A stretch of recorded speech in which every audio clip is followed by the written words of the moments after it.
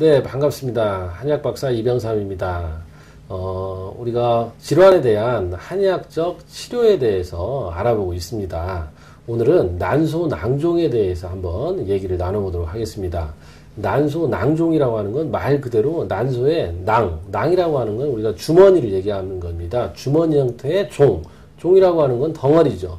우리가 뭐 종양이다, 부종이다, 그런 것들이 다 덩어리를 얘기하는 것이죠. 결국은 난소낭종이라고 하는 것은 난소에 생기는 주머니 모양의 덩어리다. 그럼 그 주머니 안에 뭐가 들어있겠습니까? 대개는 우리가 이제 장액이라고 해서 이제 물이 들어있는 형태가 있고요. 그 안에 또 이제 혈액이 또 들어있는 경우도 있습니다. 아니면 뭐 굉장히 또 안 좋은 경우는 그 안에 뭐 머리카락이랄지 피지 뭐 이런 것들이 또 들어있는 경우도 있습니다. 또 심지어는 또 안 좋은 경우는 또 암 종류도 있겠죠. 그런 건 이제 우리가 난소낭종보다는 난소암이라고 또 칭할 거니까 오늘 우리가 얘기해야 될 것은 양성종양, 우리가 난소에 생기는 난소암을 배제한 그런 주머니 모양의 물주머니라고 얘기를 하면 되겠습니다. 그럼 우리가 그 안에 물이 왜 고이냐는 것입니다. 우리가 어떻습니까? 감기에 걸릴 때 물이 생기죠. 감기에서는 콧물이 납니다. 마찬가지로 우리가 하복부가 차면은 물이 고이는 겁니다. 여름에 굉장히 따뜻한 공기에서 수증기가 막 상승하다가 가을, 겨울이 되면 어때요? 차가운 기운에 의해서 응축해서 수증기가 물이 되고 그 물이 바로 고이는 거죠. 그 물이 고일 주머니 안에다가 물을 담아 놓는 것이 바로 난소낭종입니다. 우리가 난소낭종이 있는 분들은 대개 하복부에 냉이 있습니다. 냉이라고 하는 건 우리 양방병명으로는 질염이라고 하죠.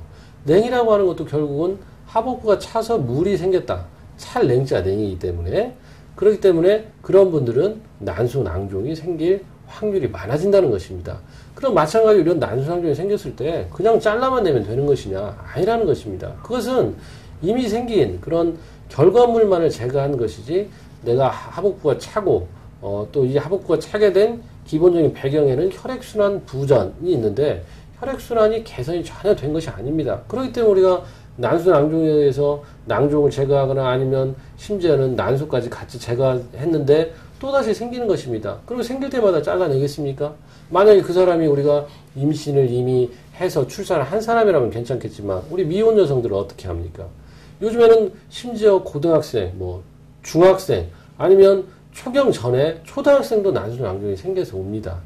하지만 그것을 무분별하게 수술을 해서 나중에 커서 임신 출산에 상당한 지장이 있다는 것입니다. 그래서 여러분들이 난소낭종이 생기는 그런 근본적인 원인은 혈액순환 장애다라고 생각을 하시고 그것에 대한 근본적인 치료를 하면 난소낭종의 치료는 물론 예방, 그리고 나중에 건강한 임신 출산을 위한 준비를 하는 것이라고 생각을 하면 됩니다. 그래서 난소낭종이 있을 때 제일 먼저 수술을 고려하지 마시고 우리가 한의학적 치료를 먼저 생각해 보시기 바랍니다. 감사합니다.